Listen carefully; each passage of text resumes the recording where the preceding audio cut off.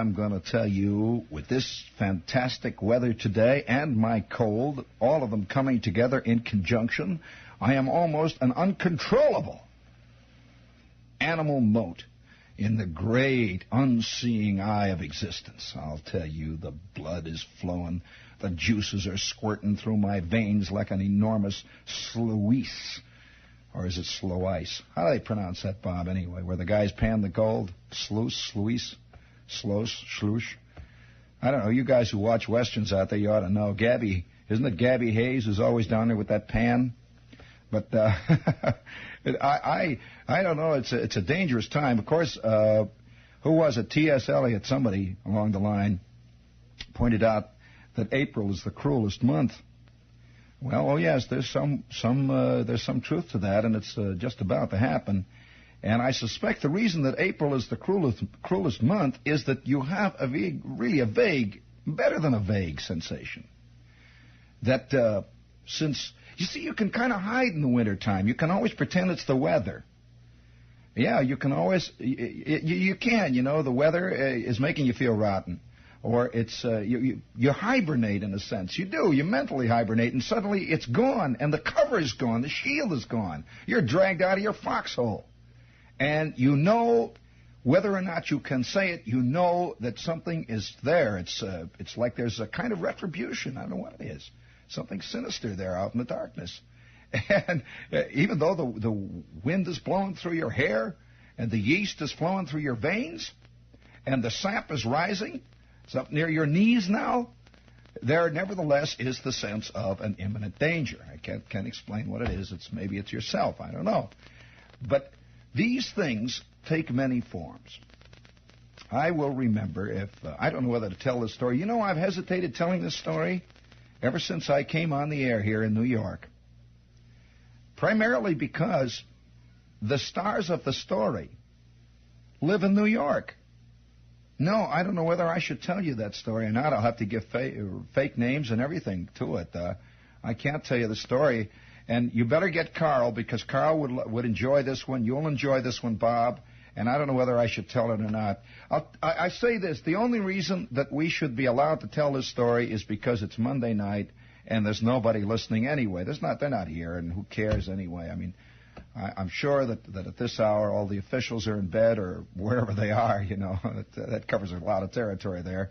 And it's Monday. And I think we can get away with a lot of jazz. Not really get away with it. It isn't so much that. Don't misunderstand me. It's that there are sometimes you can say things and sometimes you can't. That's all. It's not a matter of chickening out. It's not a matter of selling out. It's just that the timing is right on certain things. And I don't know whether to tell you this story. All right, Al, stand aside now, and I'll tell you the story. Now, first of all, I want all of you out there who will raise your hands. I want to swear all of you to absolute secrecy on this. Seriously, I don't want anybody chickening out and talking about this to the other side. Now, seriously, I just must hear from one person who will say it for all of you. I want to hear somebody. I want to hear it. I want to hear it in somebody's own words. I want to hear it. Shepherd, I will not breathe a word of what you say tonight to anybody, because it is a fantastically embarrassing moment I'm about to relate, and it tells a great deal about, well, what the unwashed call human nature. By the way, that's a great catch-all phrase. How many times have you run into this low-browed slob, you know, with the beetling brows? He's just maybe a millimeter removed from Neanderthal man, and he'll say to you, "Well, one thing about me is, well, I got a good knowledge of human nature." What the devil is human nature? I'm not quite sure. Maybe Freud touched on it. I don't know. But I want one guy to raise his crummy, wet palm, his miserable, detruncated paw, and say, "I will not say anything about what you are telling tonight, because believe me, if the weather wasn't so great, if my head wasn't so full of blood, and if my nose wasn't stopped up so much, I wouldn't tell you."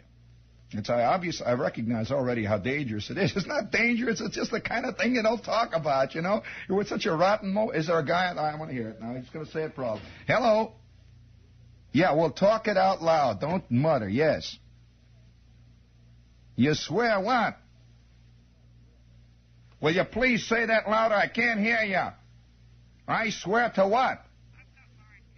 Yeah, well, say it loud, even with the laryngitis. You swear to what? Oh, for crying. All right, baby. Thank you very much.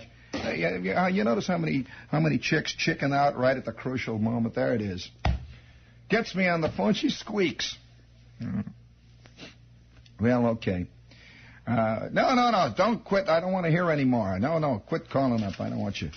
I'll tell it anyway. I know that you're not going to chicken out anyway, because you won't remember by tomorrow morning what you heard tonight anyway, being a good American.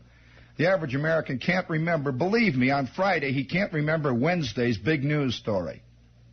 He can't at all. That makes us so lovable in the world, you know. It's so lovable. We don't remember history. I'm interested. To the average hippie I meet, history began in 1945, or roughly when they dropped the atom bomb. Anything else was just kid stuff, you know, playing around, didn't know anything about history. So that's a very endearing quality, and I think Americans have it in abundance. So you won't remember by tomorrow morning what you heard tonight, which is going to make it all right. Well, I'll tell you. Picture the scene. It is springtime. It is springtime, and I am working for the government. And I'm working in a department of the government where they issue you a brown suit. And as a matter of fact, like many government workers, I spent a good deal of my time walking around with a long stick with a pin on the end of it, sniping butts. Various things of that kind. And, yes, I'll never forget one spring morning that me and another 500 guys traversed over 500 yards on our knees in a gravel parking lot. On our knees in a gravel parking lot, picking the grass out from between the gravels, which is exactly the way that rotten, crummy sergeant put it. I want all you guys to pick all them grasses out from between the gravels. Get down on your knees and get going. Move. You will be given 5 minutes out of every hour for a 5-minute break when you can stand up and get rid of the crick in your back. But between them cricks, I want you to get down and pick out them grasses from between the gravels. Well, that was one of my introductions to spring and the beautiful sight of grass growing, the eternal burgeoning of nature. And so we crawled on our knee pads across the officers' parking lot, plucking grass out individually. Well, it was a great thing for the mind. I learned a great deal, as a matter of fact. Oh, yes, I learned how to field strip everything. That, as a matter of fact, you're looking at a guy who personally is field stripped. Not only butts the whole bit me, nothing left but fragments. But nevertheless, I'm going to tell you what happened one beautiful spring. Now, I'm going to trust all of you not to talk anything about this, because the guy who was the star of this unbelievable, fantastic moment lives right here in New York City, and I just hope to anything you can hope to that he's not listening. It illustrates the point, Bob, that, you know, we always believe, you know, it's a funny thing, especially Americans, we always believe that somehow justice catches up with the transgressors. You know, we always believe that. How many times have you heard an American say, well, don't worry, they'll get them in the end. You can't go forever. They'll get them in the end. This is a belief that Americans have. It runs through every one of our miserable westerns on television. The bad guy gets it every time. We even have a rule, for crying out loud. The Hayes office, is it the Hayes office in the movie world, that has a rule that says it is an absolute rule. Bad guys got to lose in every movie. In complete defiance of reality. And in complete defiance of the truth. But this is an accepted tenet of faith in America, that bad guys get it in the end. Well, for that reason, we are all walking around expecting to get hit in the back of the head any second. That is because, you know, we believe that bad guys are always going to get it. Well, we all secretly believe we're rotten. No question about it. It's part of the American faith, too. But nevertheless, that's why we have 4,500 committees that are called Fair Play to Transylvania, Fair Play to Peru, Hands off Venezuela. You know, that kind of stuff. And we don't have one committee that says fair play to me. Not one, because we figure we're rotten. Fair play, we don't even deserve fair play. We don't even deserve to play. We're rotten people. Oh, you're rotten. The Adam rotten people. Oh, remember Hiroshima. Oh, terrible. Well, it goes on and on. Well, one day I saw retribution in actual action. And let me tell you, it scared the living daylights out of me. Actually, it scared something else out of me, but the kids are around, you know. Speaking of kids, this is WOR AM and FM New York. It's spring, and I'm in the Army. Well, one of the beautiful things about the Army, and yet one of the sneaky things, it's a very strange combination of desires and cross purposes that come to rest in the Army. And this is one of the reasons why probably, I'd say a good half of America's fiction has been about the war, or a war, some kind or another. If you stand and look at a newsstand where they have all the magazines on sale, you will find at least half of the magazines, unless they're specialty magazines like women's fashion magazines or something, have an article about some war. This is the truth. It just continually goes. Well, wars have a funny thing. The Army particularly has a strange reaction on guys, because it enables you at one time, Bob, to escape totally anonymously. We all have a secret desire to be completely anonymous, so nothing can be pinned on us, you know, completely anonymous. If you could escape your name and everything, not even look like you. You know how when a kid has a secret desire when he's 14 or 12 to become invisible? Oh, this is a real lure, to be invisible, you know, to go every place and do anything you want to do, you know, invisible, never see you. Well, that's what the Army does. The Army literally makes you invisible. Well, it makes you invisible in a subtle way. You put this thing on, they give you a number, they put you in a barracks with 45 other guys, all of whom look exactly like you. They cut your hair the same way, you eat the same food, and within 3 weeks, by George, you are invisible. You really are. You can do anything you want. You really can, and millions of guys did. Now, they didn't think it counted, you see. It didn't count like being back home, because back home you're not invisible. You know, you got this crummy suit you picked off the gas pipe racks. Everybody recognizes that. Your name is Charlie Watson. Everybody knows old Charlie. You know, everybody. Yeah, you can escape. Well, in the Army you can.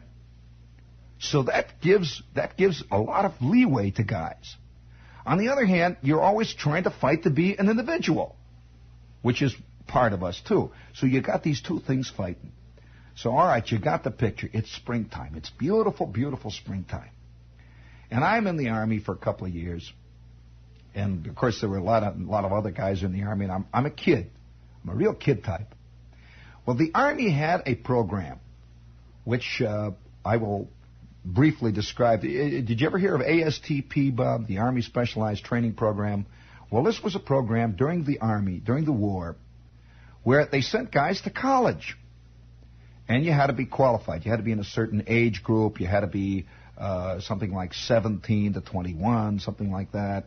You had to have a certain academic background. You had to have a certain kind of credits in high school and all this. This was very, very, very difficult to get into, actually. You had to have certain IQ and all this jazz. You know, the whole Army routine.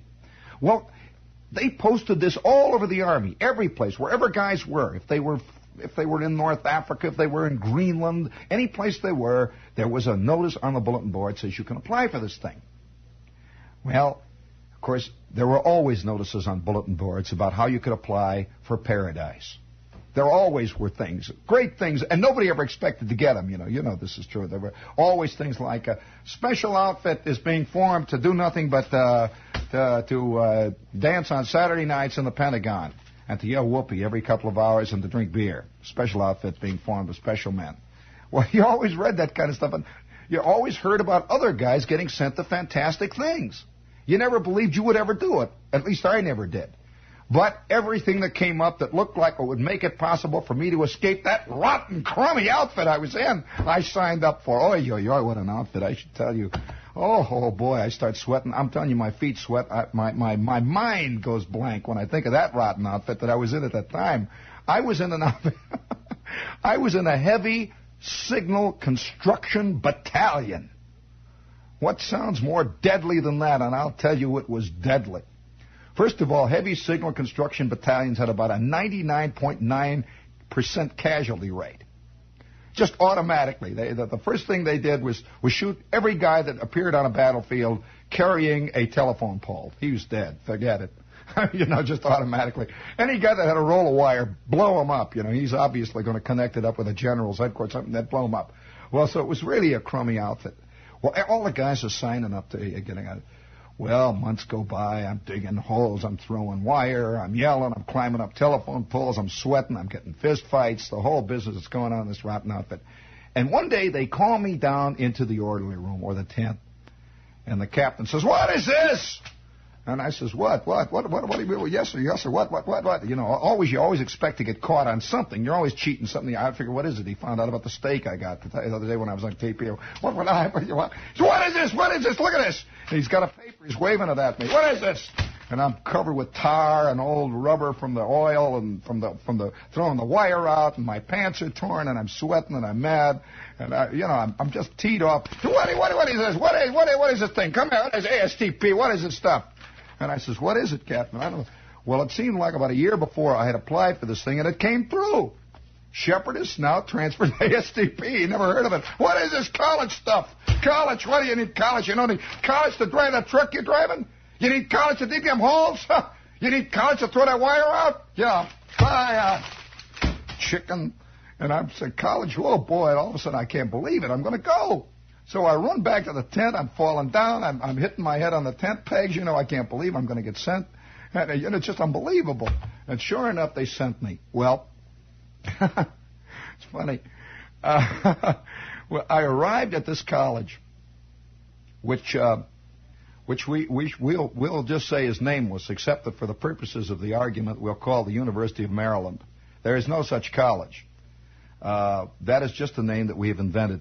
And so I will call it that. It is the University of Maryland. And so I arrive at this college, a lone, trudging figure, after having gone through several various processing stations. And now they're sending me to this place. And I was just out of my skull. Unbelievable. I'm wearing a clean shirt. And for the first time in it seemed like 150 years, I am not lugging a piece with me. I have thrown away my Springfield. I do not carry now. I'm not wearing my gas mask. You can't believe how great it feels not to have a canteen hanging on you. Just automatic. You put all this junk on. So I'm dressed like people. You see, even in spite of the fact I got the suit. Well, one of the rules of this unit was when you get to this place, nobody has any rank. You are now called a cadet, which means that you could have been almost anything. You see. The rumors were that some guys had been warrant officers, other guys were privates. It was a total leveling process. You were just called cadet. You were paid the same thing. They took all the stripes. If you had any stripes on you, you took them off. You put on a special insignia so that everybody was equal now in this outfit. Of course, they knew what you had been down in the orderly room. It didn't make any difference. Nobody else did, so you were just nothing. You were just cadet so-and-so, cadet Shepard. That's all. Oh, it was a great moment, see. For once, I escaped. I had been T5 Shepard, which is even lower than a private in a strange way. I'll tell you, a T5 is a guy that they grudgingly know, Bob, they should give some rank to. Bob? A T5 is a guy they grudgingly know they should give some, but they can't trust them. So they give him this T5 rank, which is, it's like giving you a rank and then taking it back real quick. It's like saying, look, you're the chief, but the word chief doesn't count in your case. You're just nothing, actually, but you get the pay. So I get down to this place, and there were about 800 other guys. Now got the scene. All of us have been shorn of all identification, and they don't even they even take away your insignia that tells what branch of the Army you're in. There were Signal Corps guys. Well, they took away my Signal Corps pin, There were Air Corps guys. They took away their wings. There were guys that were in the artillery. They took away the artillery. Everything. They gave you just little USs, the whole bit. Absolutely stripped you down. It was great. All of a sudden, all that rotten stuff, oh, boy, it's all gone. So I was feeling like a new man. Well, I'm walking around, and they assigned us to the college dormitories. Well, I'm there in about 5 minutes. They assign guys. There's a guy who's in the same room with me. Roommates they assign. There's about 15 guys, all in this little bunch of rooms, and there's about 20 guys down the hall, and we're all sitting around, and we're all there. You see, we're all eyeing each other suspiciously, but nobody has any rank. Remember, nothing on them. See, Well, of course, we all knew that these guys could have been anything. A guy could have been a warrant officer. Could have been anything, all the way up and down. It was only for warrant officer and below, right down to private. But believe me, the difference between a warrant officer, Bob, and a private is like, well, please, So it could be almost anything. And everybody's sort of eyeing everybody else. And the first day, we all go down to the place where they're going to feed us, which is in the college mess hall, the college, what do they call it, the college dining room. And there's chicks in there and everybody, all the college students are there. And we sort of sidle in, we sit down, all in our dress uniforms. And the whole little thing, the whole little schlemoo began to build. Everybody's, say, fella, that's not the way we did it in the Air Corps. Of course, it's fun. You don't know where this guy came from. He says, the Air Corps. And somebody says, where were you, Mac? He said, Truax Field. Well, of course, 90 million guys were Truax Field. Yeah, waist gunner. And so on down the line. The whole business is going, and everybody's talking back and forth. And I'm just sitting there. I'm playing the scene. I'm listening to the words going on. And there was one guy in our outfit. And I'm going to have to invent his name. This guy is from New York. Now, I hadn't met many guys from New York before this, you see. Contrary to the movies, they did not distribute the Army in the neat little capsule units that Van Johnson always led. One guy from Brooklyn and another guy named Tex. There's always a guy named Tex. And then Sidney Poitier is always in the outfit. I just never saw it like that. There were just a whole bunch of rabble. They were from nowhere. I hardly ever met a guy you could really discern where he was from. They were all just in the Army. They were nothing. Just everybody in the Army. So it just wasn't as neat as Norman Mailer has, you believe, either. There were just a lot of guys. So this guy was from New York, distinctly from New York, and the first time I had ever really met a genuine New York big-time operator. And he was about 6'3". Let's call him, for the purposes of the story, let's call him Bill Smithers. And Bill Smithers was a big guy, about 6'3", weighed about 205 pounds. He was clear-eyed and square-jawed. And he was 2 rooms down from me. So one day, the second day, we arrived. None of us knew each other very well. And there's a guy who's in the next bunk to me. He's in the room with me. A guy named Goldberg. And me and Goldberg are chewing the fat. Goldberg is the only guy I ever knew who smoked, what is this fantastic pipe tobacco that's purple when you smoke it and has leaves on it. The smoke comes out with leaves and petals and little vines growing on it. He smoked, I don't know what that pipe tobacco was. I'll tell you, it's the first time my eyeballs were actually sweated. And it was, well, I'll tell you, it was like Saturday night in a you-know-what. It was just incredible. And there was always, in my room, I was a little college room, there was always a heavy fog that hung from the ceiling down to about 3 feet from the floor, and you could escape if you came in on your hands and knees. So naturally, I took the lower bunk. It just hung there with vines hanging out of it. That was the kind of smoke. So me and Goldberg are sitting there one day. He was a great guy. Goldberg weighed about 300 pounds. So Goldberg and I are sitting at our desk, and Goldberg says to me, he says, "Hey, Shepard," he says, "have you met this guy Smithers?" And I said, "No." He says, "He's a fantastic guy." And I said, "Why? What do you mean?" He says, "He's just a fantastic guy. He's a great guy." So I said, "Well, great. What about him?" He says, "Well, where do you meet him? He's just a great guy, the greatest guy I've ever met in the Army." So a couple of hours later, I'm down we had a little lounge, see, and who's sitting across from me at the table but this guy Smithers? And Smithers is a great guy. He's got beautiful, sparkling eyes. He's the kind of guy that everybody likes. Immediately you like this son of a gun. And he's sitting there, and he's entertaining everybody. He says, so I says to the Lieutenant, you son of a gun. With that, I belts him in the mouth, and 5 minutes later, the MPs come. Well, of course, we're sitting there all boffing it up. He's entertaining the whole crowd. Every 5 minutes, he gets up, and he throws a nickel in the jukebox. So I says to the Lieutenant, you son of a gun, if you don't give me another beer, I'll belt you. Well, we're sitting there listening to this thing. Well, the word got out that Smithers had one of the most remarkable Army careers that I'd ever heard of. And I'd heard of a lot of remarkable Army careers. Mine, for one. I didn't talk much about it, but it was awful remarkable if they ever knew. So it turns out Smithers one day, and this is about the third day, he's sitting there and he starts to tell his story again. And he says, well, I'll tell you. He says, I don't like to talk much about it, but since all of us have been G2'd, we had, G2 would mean we've gone through, the whole investigation by the FBI. Since all of us have been G2, and I guess it's all right for me to talk, but any of you guys ever heard of the OSS? Wow.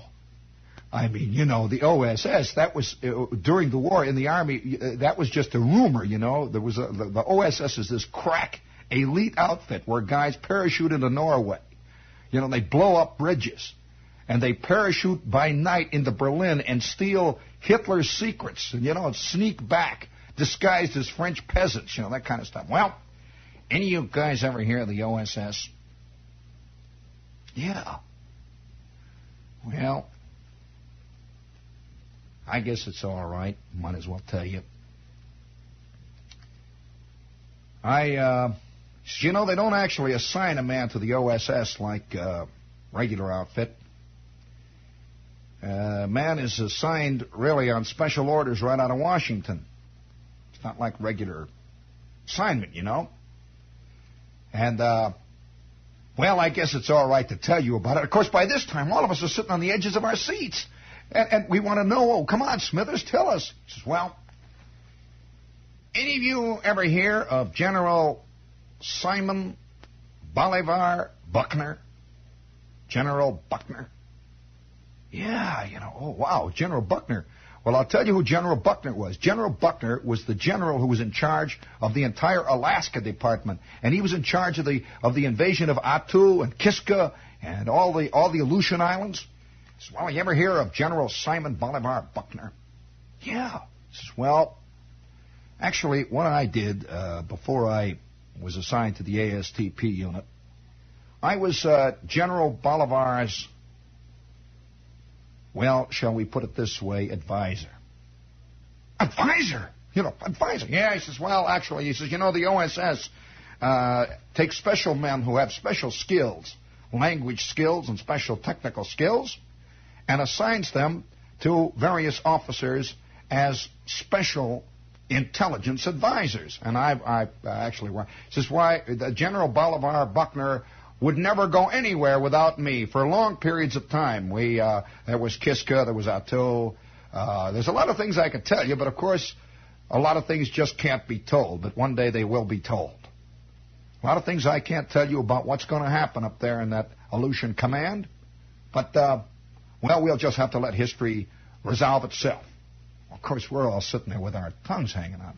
And so one of the guys says, well, what kind of a rate did you have, Bill? He says, well, you're probably wondering why I'm here. Well, I'll tell you. There is a point in the OSS when a guy gets so that he knows too much. And they just decided that since that point had been reached with me and that I'd outlived my usefulness, too many people knew me, assigned me to whatever I wanted to pick. And so I picked ASTP. I wanted to take engineering. But, of course, my lips are sealed. Boy, I'm telling you, all of us, he wouldn't even tell us what rank the son of a gun was. He was the general's advisor, So we're sitting there with our eyeballs hanging out. Well, about 2 days go by, and Bill's reputation was 17 feet high. I mean, he was, without a question, he was one of the most convincing guys. He was one of the greatest guys I've ever met. And there was the quality about him of the same kind of quiet strength that Gary Cooper had.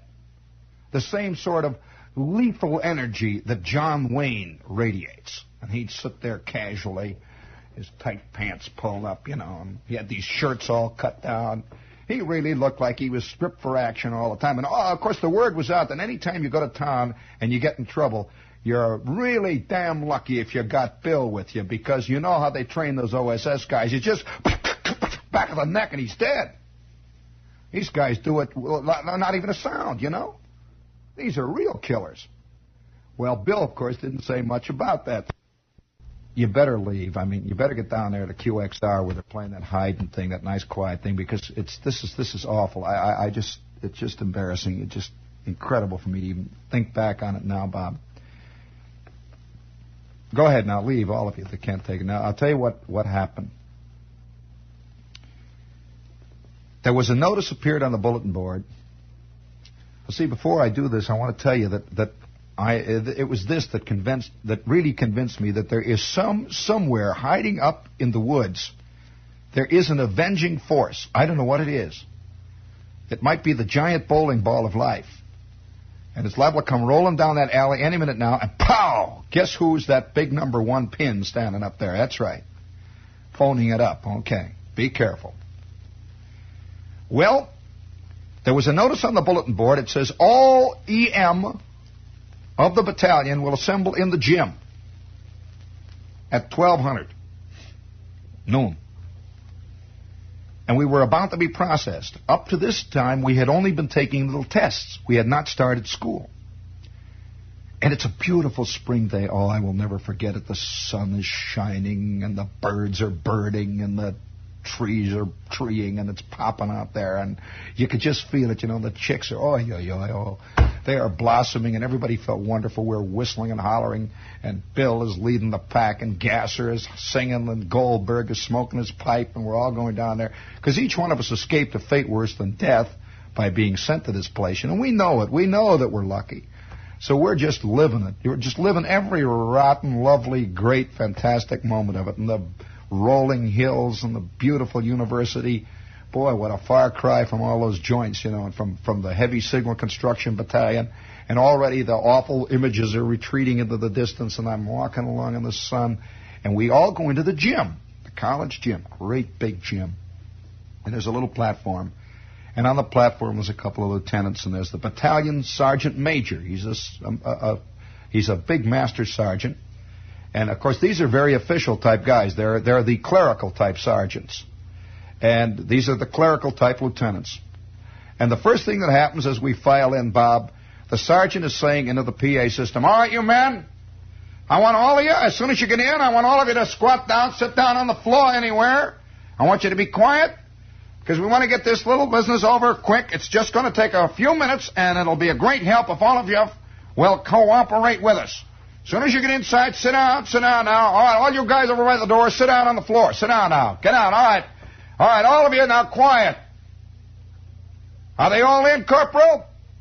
Okay, you guys, now, we are going to fill out a special form that we use here in ASTP that is for our files. We call it a transfer of record form, number ASTP 7026SJ7D. This form is merely a form which we use for our own files and is purely confidential. It works like this. Ordinarily, in a battalion, when a group of men arrive, these forms are transferred by the battalion clerks. We do not have the sufficient clerical personnel in this outfit to accomplish that duty. So we are going to ask your cooperation, and we want you to help us and do it very carefully, as follows. With that, he turns to a blackboard with a piece of chalk. You will be issued your Form 32. As we call out your name, as you'll see over to my left here, a stack of records. These are the complete records of each one of you men, right here. And as I call out your name, I want you to come quickly to the front, and the corporal will hand it to you and take it back to your place. And with it, you will take back one of the forms. And then when all of these have been passed out, this is the way we will fill them out. You will notice up in the upper left-hand corner, it will say name, rank, serial number. You know how to fill that out, of course. You've filled out a lot of those. However, you will notice on the Form 32, it is a keyed form, which on the left shows the various organizations to which you've been assigned, the various theaters of war which you have been involved in, and the various decorations and the various actions that you have been part of. Now, that is a keyed form, and you will notice it reads from top to bottom. We wish you to transfer that to the white form as follows. Now, for example, if you were... Now, I will take a representative form now and show you how it is done. With that, out of 800 forms, he reaches down, he takes the top one, and he says, now, here we have a representative form of Private William Smithers. Private William Smithers, who is now, I see by the notation on the outside of the envelope, he is now in Barracks A in Company B. Now, let's take a look at William Smithers and his record. He has always been a private. He has been in the Army 3.5 months. And let's see, William Smithers, now you'll notice at the top, he was originally assigned to Camp Clay, Louisiana, as a basic infantryman. And after 2.5 months completing basic there, he was assigned to clerical school, where he half completed the regulation forms and the regulation course for the 832 ASN, which of course is the company clerk. He did not complete that, however, since he was sent to ASTP. He has a relatively simple form. Now we'll notice that he has never been out of the country, of course. He has never been assigned to an additional unit. We see here that his basic scholastic rating is rather interesting. He has completed 4.5 years of high school, the half year being an additional year where he was sent to a trade school. That is his complete schooling. And now, if there are any questions any of you would like to ask, and all of us are sitting back there in our little circle, and right in the middle of our little circle is Private Smithers William B., PVT, Camp Clay, Louisiana, basic infantry rifleman, basic training, company clerk, half completed. And he's sitting there. And I'm sitting there. Goldberg is sitting there. Gasser's sitting there. And we slowly go up one after the other, and we get our forms. We come down. We fill it out, one after the other. And then we return to our seats. And that night, nobody says a word. We go through our classes. And that night, at 8 o'clock, when we all are quietly sitting around in our little lounge with the jukebox, nobody is saying anything. It was a thing you just couldn't say anything about. Smithers came in, said, anybody want to go down for a sandwich? Any guy want to go down for a sandwich? I said, how about it? Go down and get some of that meatloaf. How about it? And Gasser says, I got a lot of algebra I got to do, Bill. And Goldberg says, I'm pretty tired, Bill. And Smithers says, how about you, Shep? I said, well, I'm going to help Gasser with his algebra. And Smithers went back out into the spring evening. And for 3.5 months, we all quietly lived together and never mentioned a single rotten word of it. Because of something very basic. Each one of us was carrying his own turtle shell. And it was awful rickety.